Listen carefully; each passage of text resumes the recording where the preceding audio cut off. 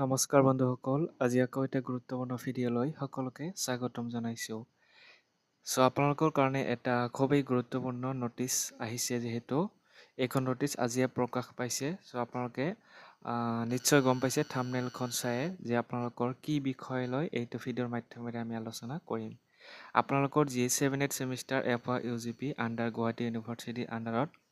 4th ইয়াৰ যিটো আমি আগতে পাইছোঁ যে FY UGP 4 ইয়াৰ আণ্ডাৰ গ্ৰেজুৱেশ্যন প্ৰগ্ৰাম, এতিয়া যিহেতু 6 চেমিষ্টাৰৰ যিখিনি আপোনালোকে আছিলে পৰীক্ষাসমূহ দিলে আৰু এতিয়া 7th চেমিষ্টাৰ আৰম্ভ হ'ব। এইখিনি কোনে কোনে পঢ়িব পাৰিব 7 বা 8 চেমিষ্টাৰ বা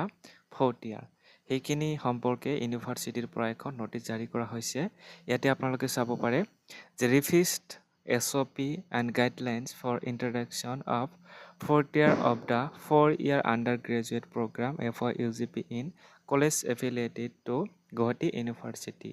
যিখন আপোনালোকৰ SOP আছিলে FY UGP সম্পৰ্কে এইখন ৰিভিজ কৰা হৈছে, সেই বিষয়ে ইয়াতে লিখা আছে। বাকী আপোনালোকৰ যি 3 year UG প্ৰগ্ৰামৰ কথা যিহেতু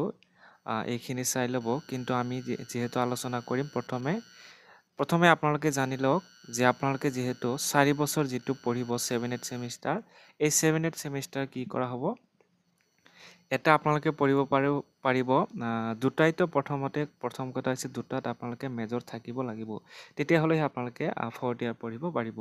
আৰু 4th ইয়াৰৰ ক্ষেত্ৰত মেজৰ থাকিলেও আপোনালোকে কি কৰিব পাৰিব, দুটা পদ্ধতিত বা 2 টাইপছত আপোনালোকে পঢ়িব পাৰিব। যিকোনো এটা টাইপছ আপোনালোকে 4 ইয়াৰ বা 4th ইয়াৰৰ কাৰণে দুটা পদ্ধতি আছে, যিকোনো এটাহে আপোনালোকে পঢ়িব পাৰিব। যেনে প্ৰথমতে আপোনালোকে চাব যে আপোনালোকে পঢ়িব পাৰিব অনাৰ্ছ এণ্ড আৰু এটা আছে যিটো হৈছে ৰিচাৰ্চ। ইতিমধ্যে অলপ আপোনালোকে গম পাইছে। প্ৰথমতে আপোনালোকে মনত ৰাখিব যে আপোনালোকৰ যি 4th ইয়াৰ যিহেতু আপোনালোকে 6 চেমত ফাইনেল দিছে, এতিয়া 7th চেমিষ্টাৰৰ কাৰণে পঢ়িব লাগিব। যিহেতু কোৰ্ছটোৰ নাম আহিছে FY UGP আৰু এই FY UGPৰ আপোনালোকৰ এতিয়া আৰম্ভ হ'ব 2023 যিসকলৰ বেটছ আছিলে তেওঁলোকে এতিয়া প্ৰথম আৰম্ভণি কৰিব। আপোনালোকে চাব যিকোনো আপোনালোকে দুটাৰ ভিতৰত এটা টাইপছ বা এটা পদ্ধতি আপোনালোকে ল'ব লাগিব। প্ৰথম আপোনালোকে ল'ব পাৰে কি যে 4 ইয়াৰ UG degree honours, only honours, ঠিক আছে। আৰু এটা পদ্ধতি বা আৰু এটা হৈছে যে 4 ইয়াৰ UG degree honours with research.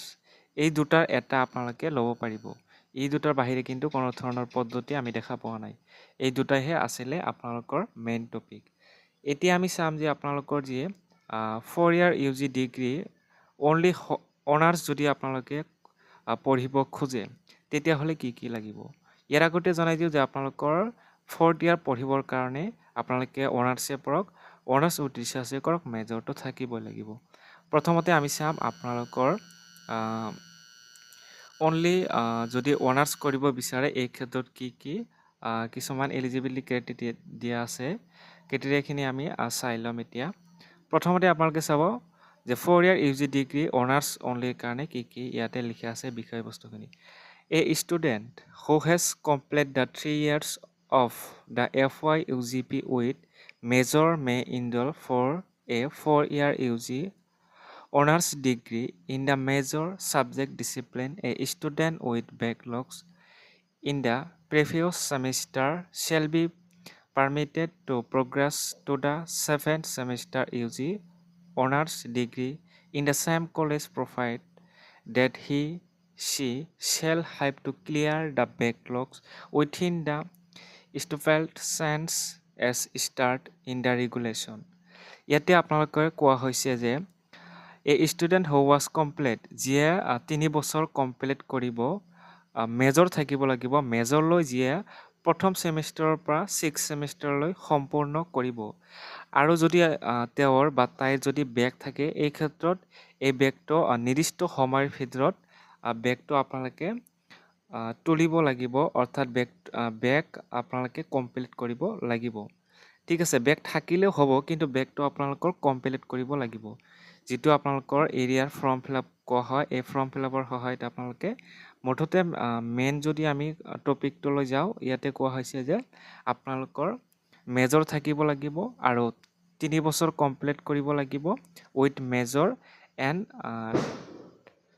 Third টপিকটো হৈছে আমাৰ যে বেক থাকিলেও পঢ়িব পাৰিব কিন্তু সেই বেকটো কমপ্লিট হ'ব লাগিব তেতিয়াহ'লে তেওঁক পাৰ্মিশ্যন দিয়া হ'ব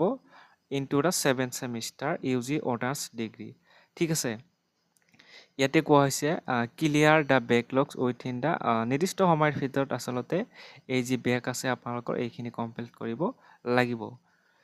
তাৰপিছতে আৰু কোৱা হৈছে ইয়াতে মিনিমাম ক্ৰেডিট কিমান হ'ব লাগিব 160 হ'ব লাগিব 3 বছৰৰ ভিতৰত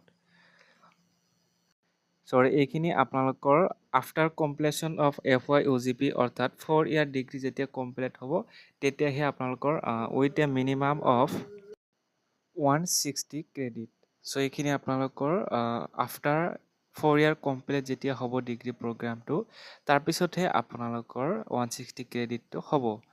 মিনিমাম এইটো কোৱা হৈছে 160 ক্ৰেডিট সো এইখিনি বুজি পালে মেইন আমাৰ যদি অনাৰ্ছ অনলি আপোনালোকে কৰে